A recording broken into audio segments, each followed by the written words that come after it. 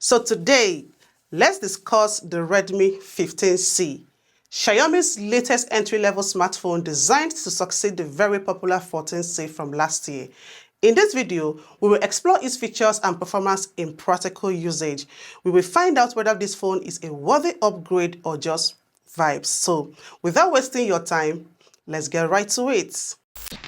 The Redmi 15C is sold for 138,700 naira, and that is about $85 for the 4GB RAM 128GB storage variant. The 6GB RAM 128GB option is sold for 148,600 naira, and that is about $95. While the 8GB RAM 256GB storage variant is sold for 174,500 naira, and that is about $110. And you can get this phone in any of these colors. For the unboxing experience, it comes with the essential accessories: a SIM ejector tool, a transparent TPU cover, a USB-A to Type-C cable, and a charging brick. The 15C keeps Redmi's clean, youthful look. I'm talking about matte back, rounded corners, side fingerprint scanner, and that simple camera island.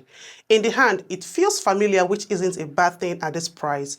Buttons are clicky, SIM tray is simple, it has dual SIM plus micro SD, and also I love the signature Redmi 15 inscribed at the bottom right, which kind of makes it look fancy. Overall, this phone has a solid build. Comparing it to the 14C, they are practically the same phone, except for the few changes here and there, like the camera design and also the headphone jack. They moved from the top side of the phone to the bottom. So if you love the 14C's lightweight, grippy finish and side fingerprint feel, then you will be at home here. It has a 6.9-inch IPS LCD display that is insignificantly bigger than the 6.88-inch screen on the Redmi 14C. But honestly, it feels more immersive for binge-watching Netflix or scrolling through social media. Both phones have a 720p resolution with a 120Hz refresh rate, even though we know that 120Hz refresh rate paired with 720p resolution shouldn't even be a thing. And also the fact that the 120Hz refresh rate doesn't really apply at all times across system. But regardless of this, scrolling is still consistently smooth, so there is no complaint here when it comes to display.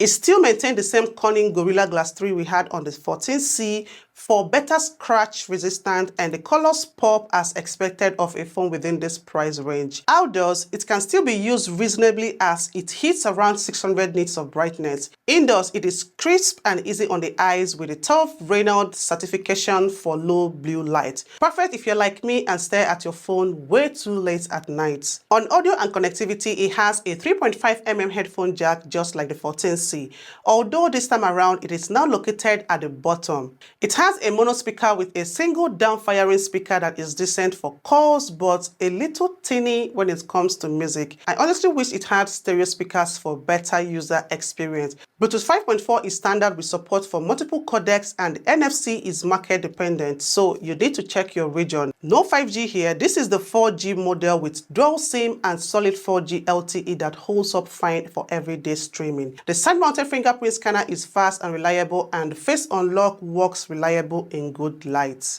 The battery is where the 15C really pulls ahead of the 14C with a whopping 6,000 mAh capacity compared to the 14C's 5,160 mAh.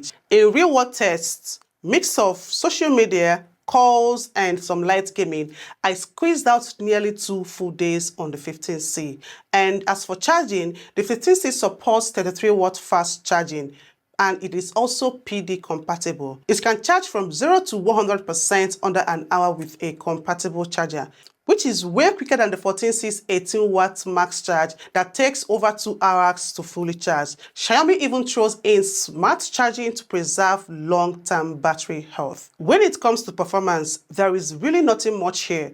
Both Redmi 15C and the 14C are powered by the MediaTek Helio G81 Ultra, an octa-core processor, 2x2.0 GHz, Cortex A75 and 6x1.8 GHz Cortex A55 paired with a Mali G52MC2 GPU. It is built on a 12nm processor, which isn't the most efficient, but it is solid for budget duties. In general performance, it works perfectly fine for everyday stuff like opening apps, multitasking between WhatsApp and say maybe Chrome and or editing quick docs. Using benchmarks like Antutu, the 15C scores around 250,000, which is pretty much identical to 14C since the hardware is the same. On casual games like Candy Crush or Subway Surfers, both phones handle 60 FPS with no sweat at all. When you step it up to something like Asphalt 9, you can play at medium settings with minor frame drops around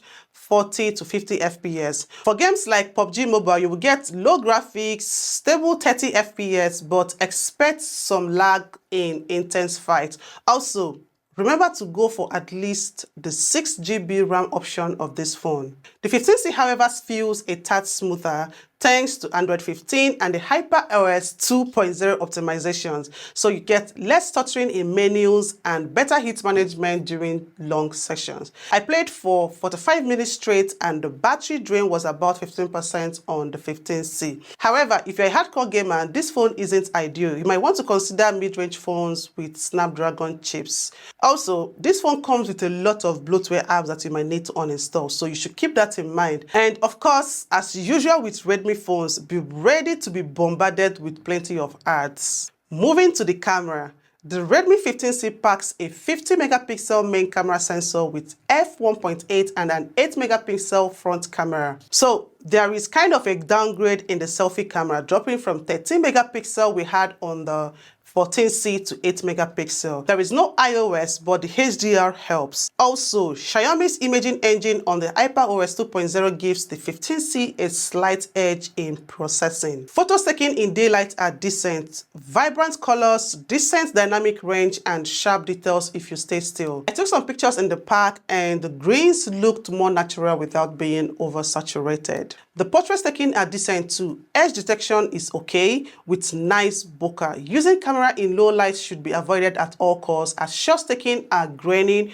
with soft details and washed out colors. You can, however, use the night mode, but don't expect miracles. Selfies taken are just there and as expected of a budget 8-megapixel camera. Videos records up to 1080p 30 frames per second. There is no stabilization, so you should expect like shaky videos when you take work videos. Colors are somewhat accurate. The audio is clear, but low light videos kind of turn noisy fast. So now, what do I think about this phone? First, phones in this price range aren't about bragging rights. They're about the little wins you feel every single day. And the Redmi 15C's little wins are pretty loud, especially on the battery and the charging speed. However, if you already own the 14C and you're happy with the battery, don't upgrade for performance because these two phones are similar. Instead, save up for a mid-range phone with a better chipset, 1080p display, and stronger cameras. If the Redmi 15C sounds like your next phone or you have questions regarding it, please drop them in the comments below and don't forget to like and subscribe for more phone reviews like this. Thanks for watching and I will see you in my next video.